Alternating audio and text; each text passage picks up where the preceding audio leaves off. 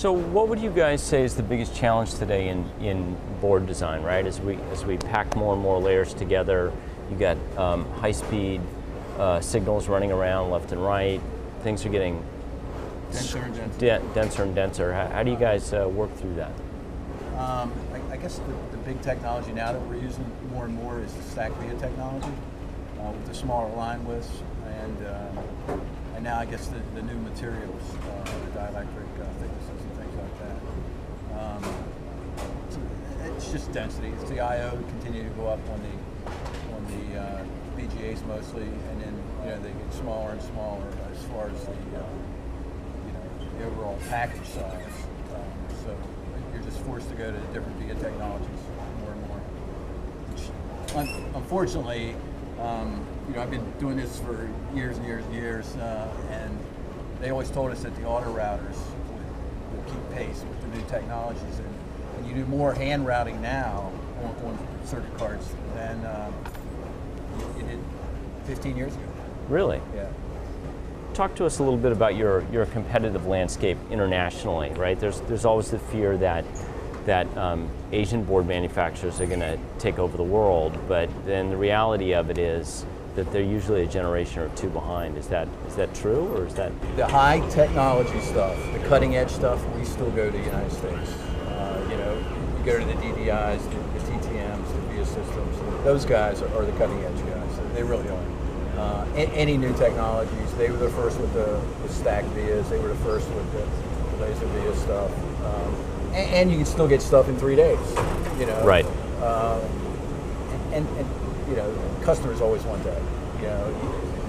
Yeah, you can save money by going to Asia, but you can't get a high-tech board turned around in 3 days in Asia. You just can't do it, and bring it back here.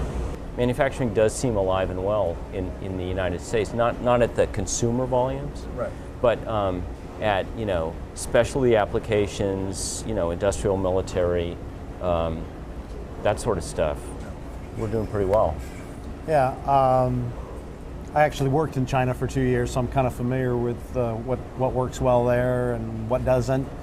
And clearly, cell phones, for example, where you're building millions and millions of them, that's a good fit for Asia. But your medium volume and your lower volume products, when you add in all of the costs of logistics of shipping things over there, if you have a problem and you need to fly your engineer over, the cost and the time. I mean, I used to do that flight all the time. You'd be 32 hours from door to door to get over to your hotel from your house when you travel. So, and the cost, there's a lot of cost when you do that.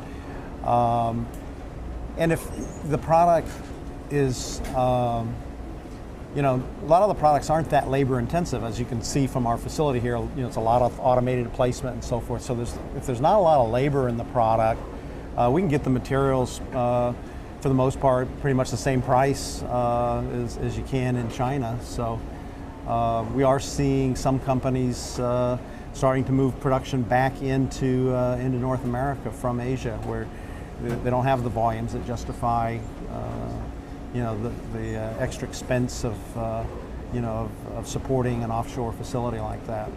In fact, we're on a call with a customer this afternoon at 3 o'clock, where they're currently building in Taiwan, but they're really interested in having the product built in the United States. There are other considerations as well. If you've got military products or certain products that have to be manufactured in the United States, then that's another advantage as to why you would do here. And when you get into really low volumes, 100-piece builds, 200-piece builds, it just, the engineering work to go try to set something up like that in Asia, it just doesn't make sense.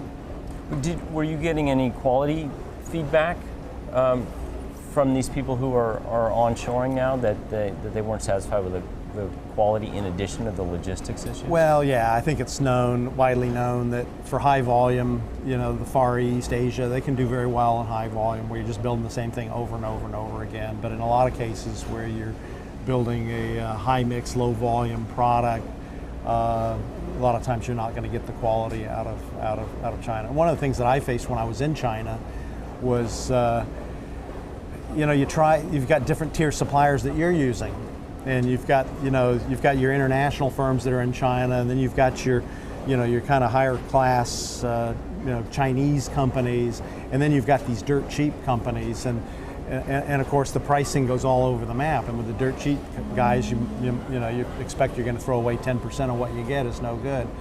And even in that middle tier, we found you had to watch out, because you might specify a certain metal to be used, and the supplier doesn't really think that it's that important, and they switch and they use something else, not knowing the intricacies of your product, and now all of a sudden the product doesn't work. So the way we combated that, we put an army of supplier quality engineers in place to be able to deal with that. Of course, that adds cost. So when you guys started, when you expanded into contract manufacturing in 1984, from then until now, 2004. right? 2004, sorry. So 7 years. Are you seeing, is this a definite trend that people are pulling back to do manufacturing at home, or did you see it then as well as you do now? Really, 4 years ago, it was like everybody, it just seemed like it was a feeding frenzy where everybody thought they had to go, either south of the border or to Asia. And even, lower volumes in the single digit thousands, they were going to Asia with. And we see those customers coming back now. Okay. Yeah. So, it has changed. It definitely has changed. That's good. We've also seen some of the mid-tier and smaller EMS companies that tried to set up something in China, for example, and it just didn't work out, and they've pulled back. They've closed down what they had set up in China. It just didn't make sense. And again, it ties into, it can work if you're doing millions of something in high volume, but in the medium and lower volume space, I'm not going to say that nobody can do it successfully, because there are some companies that will put the high overhead and the high resources in place to try to do well in that space, but they're few and far between. Tell us what your hot technologies are. Okay, well, we've got two MyData lines. We really like the MyData for the high mix, low volume because of the way the feeders are, the quick changeovers that you can do. We start out, we've got the MPM screen printer that's got a 2D inspection for paste deposition, so we can check and make sure after we put the paste onto the board that we got good paste deposition onto the board.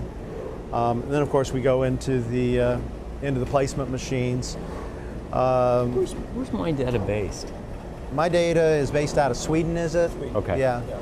In fact, you can see there on the wall, worldwide, built in Sweden. And their product really is good for your high mix, low volume. Although they do have some equipment out now that is also, geared towards higher volume products. But one of the things that I really like about this equipment is that when we're setting up for a job, you can scan the reel on the component, and then you scan the feeder, and then you can put the feeders in anywhere you want, and the machine will know where to go to get the part and put it and make sure it puts it in the right place, so you don't have the problems of accidentally putting the wrong part on a board. Now, we don't do random setup like that. Maybe on a short job of 10 pieces we'll do a random setup, but for the bigger jobs we'll do a what they call it, a optimized setup, where the higher running parts they'll put closer to the where the board is, so the travel isn't as great. Yeah, we've got some, if you've got a small job on the machine, you've got another small job coming, you can put the second job on the machine while the first job is still running, and then the changeover is a matter of minutes. Just to, if you have to change the conveyor width and change the oven settings for the reflow profile, and change the stencil out on the screen printer. How many employees do you guys have? 125? Yep, 125. Okay. And you're, I think you mentioned you're growing like wildfire. Yeah, we've That's experienced a couple good years triple-digit year-on-year growth, so we're doing really well. And it's been a real nice, positive, continual trend. What's your biggest challenge? Thing that keeps you up at night? New business. Yeah, because you're always thinking, no matter how good it is right now, you're always thinking about what's coming next, what's going to feed it. Is there going to be a drop off? So for me, it's always sales. Always sales. And how about technologically? Are there technical hurdles that you see either with the software that you guys use or the challenges that customers are presenting you that that Well, right now, keeping you up at night? Right now we're looking at getting into package-on-package technology, and we've been able to do lower volumes. We could do 10. In fact, we've done up to like 50 pieces of package-on-package. I'm not sure if you know what that is, but that's basically where you have excuse me, you have a ball grid array that goes on the board, and it's got pads on the top of it, and you put another ball grid array on top of that. And the technology advantages for that, and it's generally you'll see that like in cell phones where you've got really tight spacing requirements. Also where you want low power consumption so you're not draining your battery, because the travel then, they'll put the processor down first and then they'll put the memory device on top of that. So the battery drainage, the power consumption, the heat and so forth is much less in that type of an application, and the density and the spacing that you're able to get. So you're seeing that a lot in your real high volume cell phones and things like that. We're starting to see it coming into this medium volume space because of the performance advantages. So we're looking right now at adding some capability to be able to do medium volume, hundreds, thousands of units with the package-on-package technology. What's the most complex board that you guys do? 6, 8 layers? I want to say 27 or 28 layer, 28 layers. Over 10,000 components. It's a monster. In fact, they've been really pleased. They didn't think, we designed it here as well. That was a bear of a design.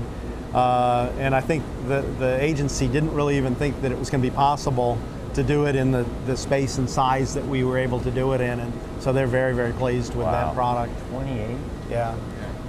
This is a product that we're building for the Virginia Tech Transportation Institute. It's a pretty cool product. The National Transportation Safety Board is doing a study. They're trying to understand, why so many Americans get killed in automobile accidents. And so what this product does is this product ends up getting installed in vehicles. And there's like 2,000 vehicles out there that have these units in them where there's a camera looking out the front of the car. There's a camera looking out the back of the car, and it's pretty close to 180-degree view, so you kind of pick up stuff coming from the side. The camera also on the driver's eyes and face to see what they're doing. Camera down on their feet to see what they're doing down at the gas pedal and brakes. There's a radar in the units. There's a GPS system in the unit. And there's also an alcohol sensor, so they can see if there's alcohol. And what they're doing is they're putting these devices in automobiles for 2 years, and they expect, this is a bit morbid, but they expect that there'll be seven fatalities during the 2-year study out of these 2,000 cars. And so then they can dissect and understand exactly what was going on when this accident occurred.